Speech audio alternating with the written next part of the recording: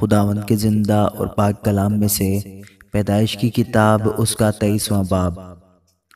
اور سارہ کی عمر 127 برس کی ہوئی۔ سارہ کی زندگی کے اتنے ہی سال تھے۔ اور سارہ نے قریت اربا میں وفات پائی، یہ کنعان میں ہے اور حبرون بھی کہلاتا ہے۔ اور ابراہیم سارہ کے لیے ماتم اور نوحہ کرنے کو وہاں گیا۔ پھر ابراہیم میت کے پاس سے اٹھ کر بنی ہت سے باتیں کرنے لگا اور کہا کہ میں تمہارے درمیان پردیسی اور غریب الوطن ہوں۔ تم اپنے ہاں گورستان کے لیے کوئی ملکیت مجھے دو تاکہ میں اپنے مردہ کو آنکھ کے سامنے سے ہٹا کر دفن کر دوں۔ تب بنی ہت نے ابراہیم کو جواب دیا کہ اے خداوند ہماری سن، تو ہمارے درمیان زبردست سردار ہے۔ ہماری قبروں میں جو سب سے اچھی ہو اس میں تو اپنے مردہ کو دفن کر۔ ہم میں ایسا کوئی نہیں جو تجھ سے اپنی قبر کا انکار کرے تاکہ تو اپنا مردہ دفن نہ کر سکے۔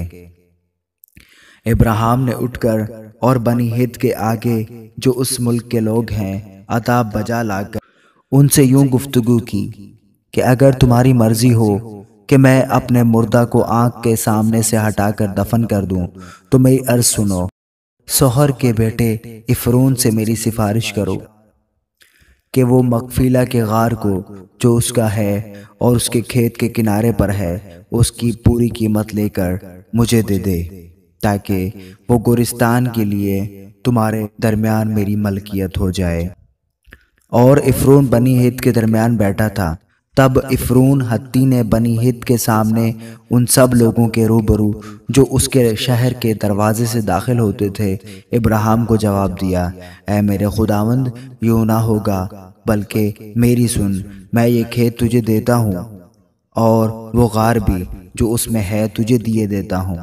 یہ میں اپنی قوم کے سامنے تجھے دیتا ہوں، تو اپنا مردہ کو دفن کر۔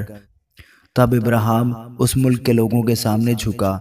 پھر اس نے اس ملک کے لوگوں کے سنتے ہوئے افرون سے کہا کہ اگر تو دینا ہی چاہتا ہے تو میری سن، میں تجھے اس کھیت کا دام دوں گا، یہ تو مجھ سے لے لے، تو میں اپنے مردوں کو وہاں دفن کروں گا۔ افرون نے ابراہیم کو جواب دیا، اے میرے خداوند میری بات سن، یہ زمین چاندی کی 400 مسکال کی ہے، سو میرے اور تیرے درمیان یہ ہے کیا؟ بس اپنا مردہ دفن کر۔ اور ابراہیم نے افرون کی بات مان لی۔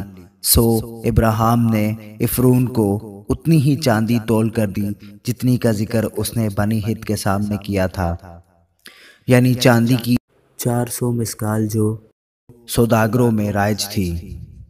سو افرون کا وہ کھیت جو مغفیلہ میں ممرے کے سامنے تھا اور وہ غار جو اس میں تھا اور سب درخت جو اس کھیت میں اور اس کے چاروں طرف کی حدود میں تھے، یہ سب بنی ہت کے اور ان سب کے روبرو جو اس کے شہر کے دروازے سے داخل ہوتے تھے ابراہیم کی خاص ملکیت قرار دیے گئے۔